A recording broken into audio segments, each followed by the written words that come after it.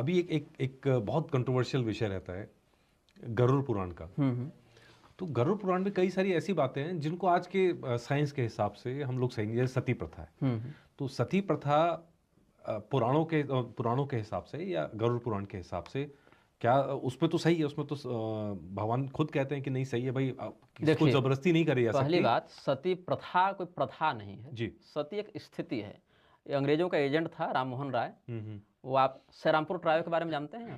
Shrirampur trio Bengal को ईसाई बनाने के लिए भेजे गए 3 ईसाइयों का एक कल्ट था जी। और राम मोहन राय उसी कल्ट का एक गुलाम था। Ram Mohan Roy as a Christian मरा भी, उसी विधि से उसका सब हुआ भी, और ब्रिटेन में उसकी सब बनाई हुई है, सब स्टोन वर्किंग्स हैं उसकी। राम मोहन राय को ये जिम्मेदार, राम मोहन राय सीधा सीधी अपनी एक विधवा भाभी से विवाह करना चाहता था। समाज ने विरोध किया तो उसने एक ठान ली कि हमको सती प्रथा के नाम से कुछ करना है। उसको ये नहीं दिखा कि उसी समय डायन का झूठा आरोप लगा कर गणित पढ़ने वाली महिलाओं को डायन बोलकर यूरोप जला दे रहा है। वो नहीं दिख रहा है उसको यहाँ सती प्रथा बंद करनी है, मानो कि सब उठा कर फेंक दे रहे हैं। तो शास्त्र में जो बात जैसी वर्णित है उसमें यह देखना पड़ेगा कि समाज क्या उसको वैसे ही पालन कर रहा है या उसके नाम पर अपनी कुछ बातें उसमें जोड़ रहा है। अगर समाज जोड़ रहा है तो धर्म का क्या दोष है, और अगर धर्म में ही वह बात लिखी हुई है तो समाज उसको कितना ग्रहण कर रहा है ये देखना धर्मगुरुओं का काम है, वो अपनी नज़र बनाए रखें उस पर। सती एक स्थिति है। क्या स्थिति है? मन वाणी क्रिया से अपने पातिव्रत्य पर निष्ठा रखते हुए सदाचार का व्यवहार करना सतीत्व का एक सामान्य वन लाइन में हम कहें तो परिभाषा हम बता दे रहे हैं।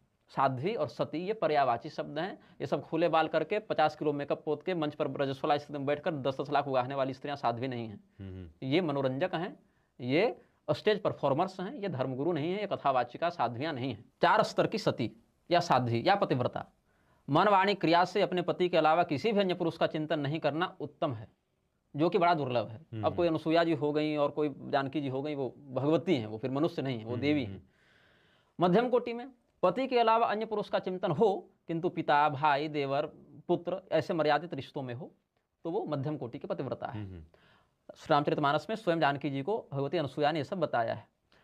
अधम कोटि की पतिव्रता कि जिसका मन परपुरुष के प्रति भटक गया, शरीर है, हार्मोन है, मन भटक गया, किंतु मर्यादा का ध्यान रखते हुए उन्होंने अपने मन को संयमित कर लिया। मतलब मन भटका लेकिन क्रिया पर नियंत्रण रह गया, तो ये अधम कोटि की पतिव्रता हुई। और जिसकी क्रिया भटक गई फिर वो तो फेमिनिस्ट हो गई वो पतिव्रता फिर कहाँ रही। तो ऐसी स्थिति में सती कौन है? इन्हीं तीनों में जो आएंगी वो उस कोटि की सती मानी जाएगी। अब रही बात अपने पति के साथ जलकर मरने वाली बात को जो सती कहते हैं, हमारे जिन महादेवराम गुरु जी का हमने अभी स्मरण किया अपने 7-8 पीढ़ी पहले वाले, कि उनके छोटे भाई की पत्नी सती हुई थी। हमारे कुल की ही मैं बता दूं बात। ऐसी स्त्री जो बाल विधवा है वो सती नहीं हो सकती है, पहला नियम।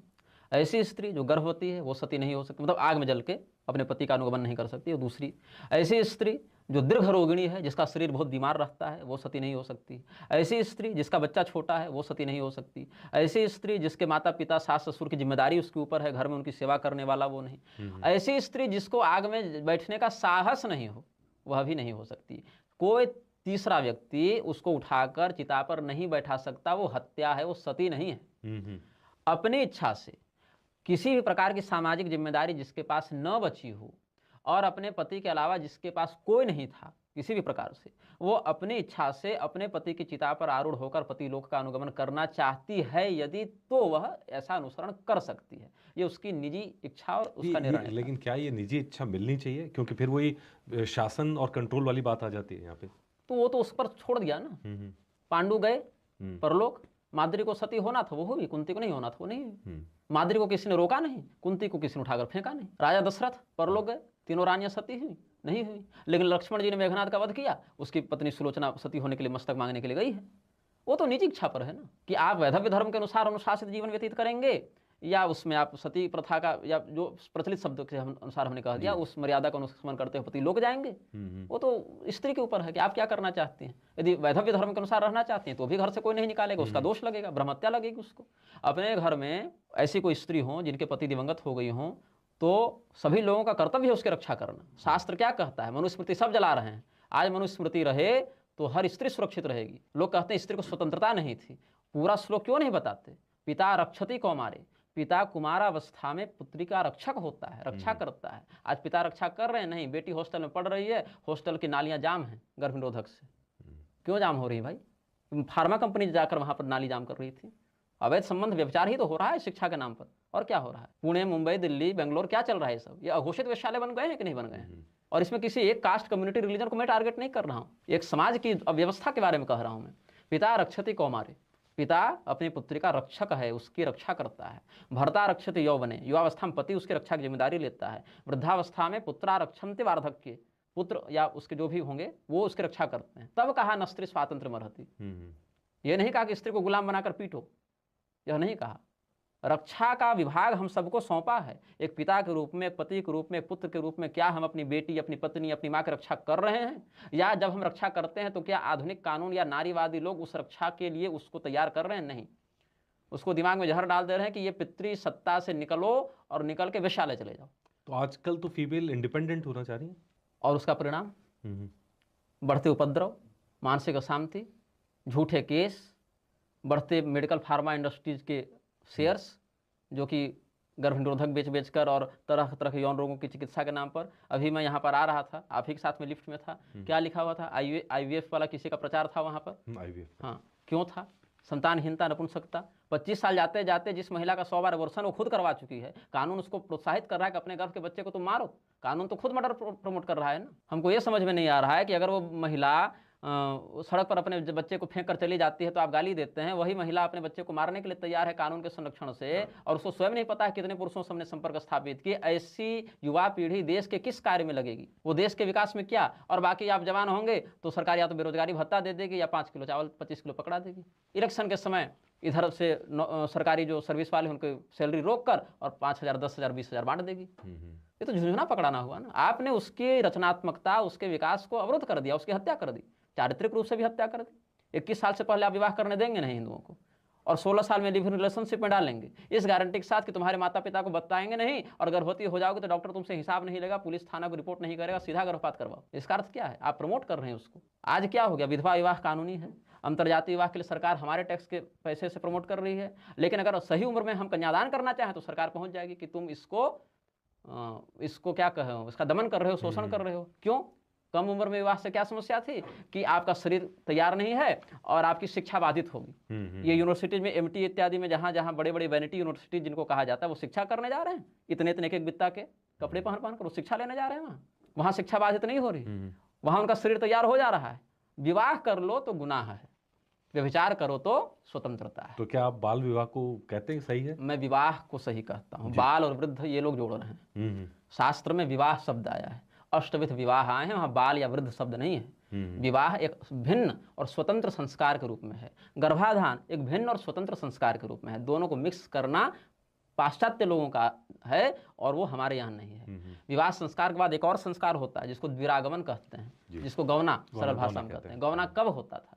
जब कन्या की अवस्था शारीरिक मानसिक रूप से इतनी हो जाए कि अब वो एक पत्नी के रूप में अपनी सारी जिम्मेदारियों को निभा सके, तब होता था गौना, द्विरागमन। अथवा जहां पुरुष इतना संयमी संस्कारी हो कि उस काल तक गर्भाधान की प्रतीक्षा कर सके, तब होता था गौना। एक व्यवस्था को आपने चौपट कर दिया और पूरे के पूरे परिवार को तोड़कर सिंडिकेट बना दिया, संयुक्त परिवार को तोड़कर न्यूक्लियर बना दिया, सबका मार्गदर्शन समाप्त, संरक्षण समाप्त। उसके बाद संयुक्त को तोड़कर न्यूक्लियर किया, उसको तोड़कर एक कंज्यूमर के रूप में पति पत्नी को अलग कर दिया। पति पत्नी कमा कमा कर वकीलों की फीस भर रहे हैं, जज सेटलमेंट करा रहे हैं, थानेदार झूठी FIR लिखकर घूस खा रहे हैं, और आपको लग रहा है देश विकसित होगा और समाज विकास करेगा और ये प्रगतिशीलता है। तो मुर्दे ज़्यादा पवित्र होते हैं इस बुद्धि से कम मुर्दे किसी समाज को और नीचे नहीं गिरा सकते। तो आप तो कह रहे हैं कि हिंदू मुर्दा हो चुके हैं। बिल्कुल। हिंदू अपने 10 साल की योजना नहीं बनाता ठीक से, उसको तात्कालिक लाभ चाहिए। अन्य लोग पीढ़ियों की योजना बनाकर चलते हैं कि आज हम ठीक है, आज हम पंचर छाप रहे हैं, लेकिन इस बिल्डिंग में हमारा पोता ही राज करेगा, क्योंकि हमारे 10 हैं, तुम्हारे 1 हैं। तुम्हारे 10 घर में 10 निकलेंगे, हमारे एक घर से 15 निकलेंगे, और उस 15 की शिक्षा प्रशिक्षण ऐसी की जाएगी कि वो बिल्कुल निकलेंगे तो तैयार होकर निकलेंगे मारने काटने के लिए। इसी दिल्ली में क्या बिगाड़ लिया शाहीन बाग का सरकार ने? हल्द्वानी का क्या बिगाड़ लिया? नूपुर शर्मा के समर्थन में हमने जब आवाज़ उठाई थी, न्यायपालिका ने हमारे वक्तव्य को प्रतिबंधित कर दिया, और सूर्यकांत जिसने नूपुर शर्मा को फटकार लगाई, सूर्यकांत CJI बन गया। व्यवस्था है, और ये व्यवस्था अव्यवस्था की जननी है। तो ये अव्यवस्था ठीक कैसे होगी? क्योंकि राज पे जो बैठे हैं, सत्ता में जो बैठे हैं, उनके हाथ में कंट्रोल है। उनमें से तो इवन उत्तर प्रदेश में तो खुद योगी ही मुख्यमंत्री हैं। तो क्या लाभ हो रहा है? ठीक है, आपने बहुत हद तक कुछ छिटपुट गुंडों पर विजय प्राप्त कर ली है, लेकिन जिस प्रकार का शासक जैसा दिखना चाहिए वैसा आप नहीं है, सत्य ही है। क्यों नहीं है? 2017 में जब केशव मौर्य को बनाने की बात हो रही थी मुख्यमंत्री, तो पब्लिक सपोर्ट से आदित्यनाथ को मुख्यमंत्री बनाया गया। उनको केंद्र समर्थन से नहीं बनाया गया, वो जनता के समर्थन से बने थे। गो हत्या के विषय में क्या कहा कि अवैध बूचड़खानों को बंद किया जाएगा। तो बताइए वैध वाले कहाँ हैं? मतलब गाय काट सकते हो, लाइसेंस हमसे ले लो तो कोई दिक्कत नहीं है। आज मोहन यादव बीजेपी के ही मध्य प्रदेश मुख्यमंत्री मोहन यादव की सरकार में नगर निगम से 2 दिन पहले गोमांस मिला कि नहीं मिला स्लॉटर हाउस से? देख लीजिए एक बार समाचार, कल ही परसों की बात है, मिल जाएगा आपको। सुधांशु त्रिवेदी जिनकी बुद्धि के बड़े चर्चे होते हैं कि क्या धाकड़ प्रवक्ता हैं, वो कह दिए कि नहीं उधर पश्चिमोत्तर में तो या पूर्वोत्तर में तो मिथुन नाम के अलग होते, उसको हम गाय ही नहीं मानते, हम ये वाली गाय मानेंगे केवल। ये सिलेक्टिवनेस क्यों है? अच्छा ठीक है, आपने चंदा जिन कंपनियों से लिया था वो कौन वाली गाय मार रही थी, काट रही थी? मैकडोनल्ड्स का कहना है कि हमारी जो प्रतिदिन की बर्गर सप्लाई है उसमें हमको 3000 गाय की खपत रोज लगती है मांस के लिए। ऐसी कौन सी संवैधानिक समस्या है या सामाजिक समस्या है जो गोहत्या रोकने से आपको अवरुद्ध कर रही है? सरकार केंद्र में आपकी है, राज्य में आपकी है, इतने धर्मगुरु आपके गुलाम बन के तलवे चाट रहे हैं और फिर भी आप गाय को कटने से नहीं रोक पा रहे हैं, बल्कि चंदा लेने से खुद को नहीं रोक पा रहे हैं बीफ कंपनियों से। और जब बीफ खाने वाले कंगना रणावत को आपने सांसद बना दिया, रामभद्राचार्य से गले मिल रही कंगना मंच पर, उसको हिंदू शेरनी बताया जा रहा है, रणवीर कपूर को महाकाल मंदिर में घुसने से रोका गया तो वही हिंदू पुलिस वाला, वही हिंदू कार्यकर्ता को पीट रहा है उस व्यक्ति को मंदिर घुसाने के लिए जो गाय खाकर जा रहा है। और मैं कह रहा हूँ हिंदू मुर्दा है तो क्या गलत है? एक मुसलमान पुलिस वाला दूसरे मुसलमान पर गोली नहीं चलाता है, अपवाद में चला देता अलग बात है, लेकिन एक हिंदू दूसरे हिंदू पर गोली चलाएगा क्योंकि वो तात्कालिक नौकरी देख रहा है।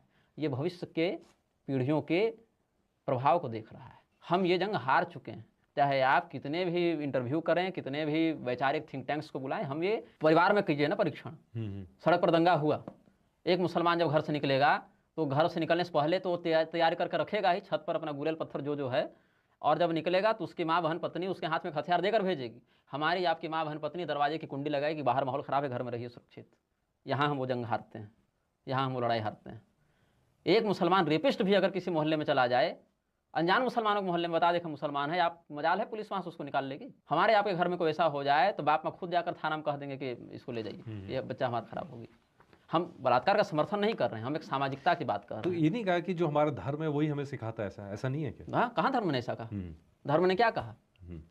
धर्म ने यह कहा कि क्षत्रिय का कार्य शस्त्र धारण करके प्रजा की रक्षा करना है, किंतु अगर आपत्काल आ जाए तो वशिष्ठ जी का निर्देश है कि गवार्थे ब्राह्मणार्थे व वर्णानाम वापि संकरे गृहिणी यातंग विप्रोविशो शस्त्रम धर्म विपेक्षया। धर्म की रक्षा करने के लिए चारों वर्णों को शस्त्र धारण करना चाहिए और समयानुसार सबने किया है। जिस समय महाराणा प्रताप के बगल में भील खड़े होकर धर्म की रक्षा के लिए लड़ रहे थे, महाराणा प्रताप के भाई उनके विरुद्ध मुगलों का साथ देकर लड़ रहे थे, हिंदू वह भी समाज देख चुका है। हिंदू एकता, हिंदू राष्ट्र, ये सब बड़े लुभावने शब्द हैं, लेकिन जब आप एक निष्पक्ष दृष्टिकोण से समाज के तथ्य पर विचार करेंगे तो ये जंग या तो पिछली पीढ़ी या लगभग इस पीढ़ी में हम हारने के कगार पर हैं। लोकतंत्र में हिंदू सुरक्षित नहीं है, यही स्टेटमेंट सार है हमारे चिंतन का। लोकतंत्र में हिंदू इसलिए सुरक्षित नहीं है क्योंकि लोकतंत्र की सरकार सदैव हिंदू विरोधी तत्वों पर आश्रित रहेगी उस सत्ता के लिए, और जब कोई सरकार अपने ही शत्रुओं पर आश्रित होती है, उसी राष्ट्र के विरोधियों पर आश्रित होती है अपने अस्तित्व के लिए, तो फिर वो आपके अस्तित्व को दांव पर लगाकर अपना अस्तित्व बचाती है। तो लोकतंत्र तो आज के हिसाब से देखें तो सबसे सही व्यवस्था है, जो मतलब एक लॉजिकल व्यवस्था है कि पढ़े लिखे लोगों की एक ही व्यवस्था हो सकती है लोकतंत्र। तो आप कह रहे हैं लोकतंत्र में हिंदू सुरक्षित नहीं है। लोकतंत्र में पढ़े लिखे लोग क्या पढ़कर नीतियां बना रहे हैं, क्या पढ़कर ये समाज चल रहा है? पढ़े लिखे लोग क्या बोले थे कि 10-10 हज़ार रुपया देकर, 2-2 हज़ार रुपया देकर वोट ले लो और खजाना खाली हो जाए तो सैलरी रोक दो।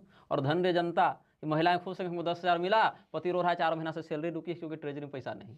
ये पढ़े लिखे लोगों की व्यवस्था नहीं है, ये स्वार्थी लोगों की व्यवस्था है। तो आप क्या चाह रहे हैं, लोकतंत्र का विकल्प क्या है? राजतंत्र ही लोकतंत्र का विकल्प है। महाभारत में लोकतंत्र कैसा, गणतंत्र अभी मनाएंगे ना गणतंत्र दिवस, लोकतंत्र गणतंत्र पर्यायवाची है। महाभारत में भीष्म पितामह ने और धर्मराज युधिष्ठिर ने एक विमर्श किया है, राजधर्म पर्व में उसका वर्णन है। वहाँ पर 2 अध्याय में गणतंत्र राष्ट्र को कैसा होना चाहिए इसकी परिभाषा, इसके लक्षण बताए गए हैं। और वो लक्षण आज के नेताओं में अगर दिखे तो हम लोकतंत्र का बिल्कुल स्वागत करेंगे, लेकिन वो लक्षण नहीं दिख रहा है, इसीलिए भारत की यह दुर्गति है, यह अव्यवस्था है। और चलो हम ठीक, हम लोकतंत्र का झंडा बुलंद करेंगे। आज मुसलमानों से पूछिए, सिखों से पूछिए कि संविधान या गुरु ग्रंथ साहिब, संविधान या कुरान, संविधान या Bible, without a second thought वो अपने उस ग्रंथ का या उस पुस्तक का नाम लेंगे। अब पीठाधीश्वर जगत गुरुओं से पूछिए, तो हम तो सबका सम्मान करते हैं, भैया संविधान है।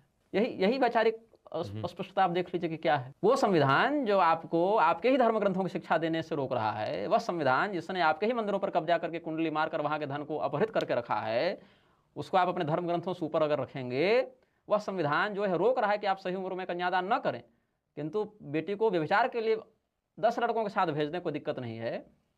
उससे आप उम्मीद कर रहे हैं कि वो आपके विकास में, आपके हित में सहयोगी बनेगा, और जनसंख्या से ही आप लोकतंत्र चलाएंगे ना। वोट है, वोट शेयर की डेमोग्राफी जो बदल रही है, वोट शेयर कब तक आप अपने पक्ष की सरकार बना लेंगे? एक पीढ़ी चली अधिक से अधिक, एक पीढ़ी बाद तो रेशियो तेजी से चक्रवृद्धि भागेगा ना। 1 दूना 2 दूना 4 दूना 8 दूना 16 जाएगा वो ना, तो मुश्किल से 3-4 टर्म इलेक्शन और उसके बाद क्या वो कहेंगे कि संविधान की जय हो? इतना स्पष्ट भविष्य जिसको नहीं दिख रहा है, लोकतंत्र भारत में सुरक्षित नहीं है, स्वयं सुरक्षित नहीं, हमारी आपकी रक्षा क्या करेगा?